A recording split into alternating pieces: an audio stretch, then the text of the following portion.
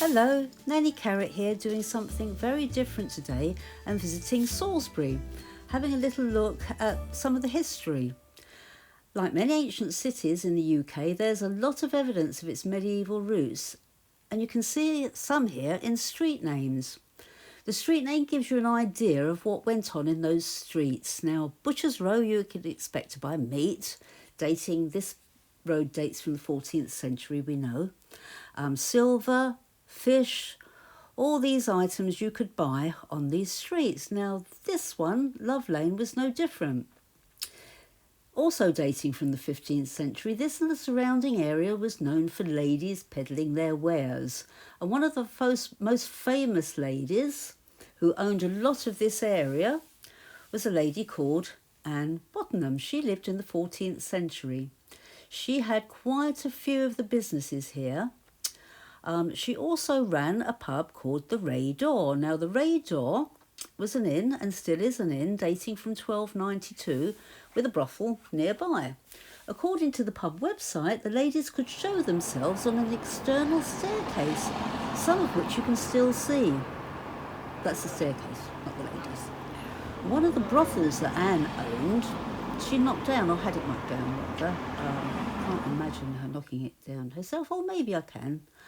Anyway, she had Trinity Hospital built on the site in 1380. The present building dates from 1702, and it's said that she did it as a penance for her sins and as a place for retired prostitutes. I do like that idea, that she looked after her workers in retirement. I wonder what age they retired at. Anyway, perhaps it was eternal damnation that was the fear. That is what's said, because she is said to be pictured here on the Doom painting in the nearby St Thomas Church. However, this was painted in 1475, so I doubt it. And even if she was, it wouldn't have bothered her because she wasn't alive then. Now, nearby, you have another well-known street in Salisbury, and this is Culver Street, which is said to have been frequented by women of ill repute who were banished by the City Assembly in 1452.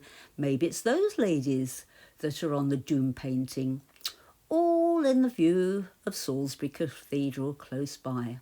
Now, Gigant Street, this is very interesting. In a book that I've got by H.G. Stokes called English Place Names, it says that Gigant comes from gigur, meaning fiddle. So it was a street noted for its fiddlers or for its jigs.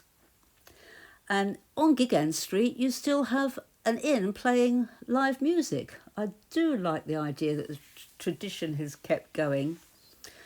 Now, everywhere you go in Salisbury, there's these jetted windows, which are also rather nice because you can walk underneath and there's plenty of room on the walkway, but it lets lots of light in the windows above, so I rather like that.